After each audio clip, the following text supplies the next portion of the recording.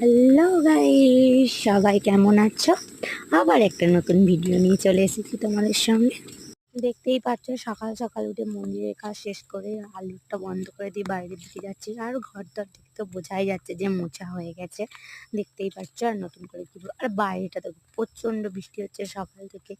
তাই ভাবছি যে বৃষ্টি হচ্ছে, এত ছেলেটাকে স্কুল পাঠাবো না এই ভাবতে ভাবতে বৃষ্টিটা দেখছি। আর বেশ ভালোই লাগছে বৃষ্টি দেখতে। কার না ভালো লাগে? আমার তো খুবই ভালো লাগে।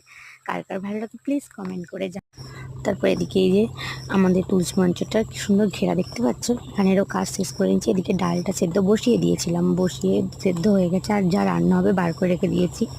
এদিকে বাবা ছেলের খুনসুটি শুরু, নাচানাচি করছে দুজনে। এদিকে রান্না হয়ে গেছে কলা চিচকি, ডিম ভাজা আর আমড়ার ডাল।